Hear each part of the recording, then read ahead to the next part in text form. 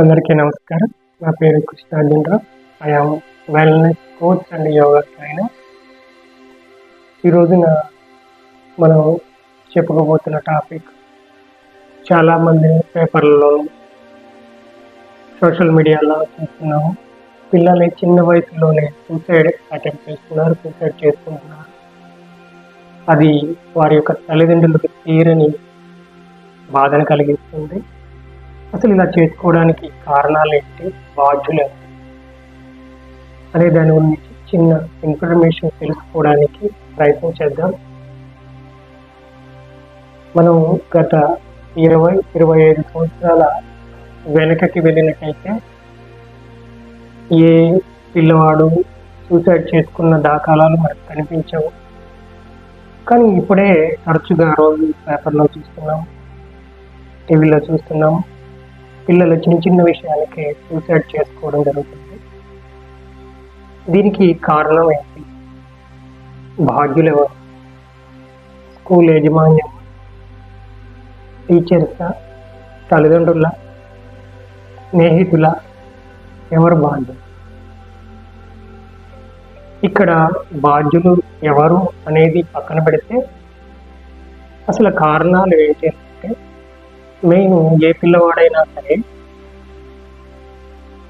Mental fitness and physical fitness ఉన్నప్పుడే ఇటువంటి ఆలోచనలకు దూరంగా ఉంటారు. ఈ రోజుల్లో ప్రతి ఒక్కరు పిల్లవాడు స్కూల్కి వెళ్ళాడు, చదువుకుంటున్నాడు, ఎన్ని మార్కులు వచ్చినాయి, ఏ ర్యాంక్ వచ్చింది మాత్రమే పట్టించుకుంటున్నారు.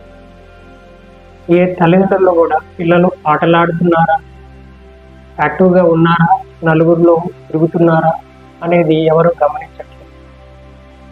ఇక్కడ పిల్లలు ఇటువంటి ఆలోచనలకు దూరంగా ఉండాలంటే మెయిన్ చేయవలసిన పని ఏంటంటే, పిల్లలు మైదానాల్లో ఆడాలి. ఎవరు చెప్పినా, పెద్దవాళ్ళు చెప్పినా, మనం చెప్పినా మెయిన్ ఏంటంటే పిల్లలు మైదానంలో ఆడాలి. మైదానంలో ఆడాలంటే గ్రౌండ్లో ఆడాలి. ఫిజికల్ యాక్టివిటీస్ కావాలి, శారీరక వ్యాయామం చేయాలి. తద్వారా మనకి physical fitness and mental fitness వస్తుంది. పిల్లవాళ్ళు ప్లే గ్రౌండ్లో ఆడినప్పుడు 2 జట్టులు ఉంటాయి. అందులో ఒక జట్టు గెలుస్తుంది, ఒక జట్టు ఓడిపోతుంది. ఓడిపోయిన జట్టు గెలిచిన జట్టుతో ఏమవుతుందంటే, ఇవాళ మీరు గెలిచారు, రేపు మేము ఆడి మేము గెలిచి చూపిస్తామనే స్పోర్టివ్నెస్ అక్కడి నుంచే మొదలవుతుంది. ఈ స్పోర్టివ్నెస్ తగ్గి పిల్లల్లో ఈ రోజుల్లో చిన్న చిన్న మాటలకి సూసైడ్ దాకా వెళుతున్నారు.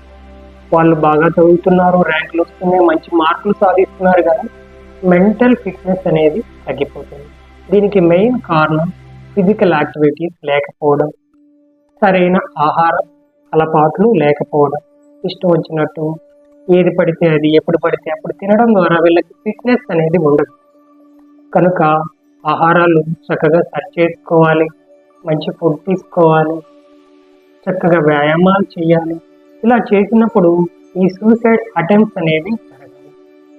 తల్లిదండ్రులు కూడా వాళ్ళకి ఫోన్ చేసి ఎన్ని మార్కులు వచ్చినాయి, ఏ ర్యాంక్ వచ్చింది, చదువుకున్నావా, తిన్నావా అని అంటున్నారు. కానీ ఈరోజు ఆటలు ఆడేవా అనే తల్లిదండ్రులు ఎక్కడా కనిపించట్లేదు. దానికి తగ్గట్టు స్కూళ్ళు కూడా, కాలేజీలు కానీ ప్లే గ్రౌండ్ లేని స్కూళ్ళే ఎక్కువగా ఉన్నాయి.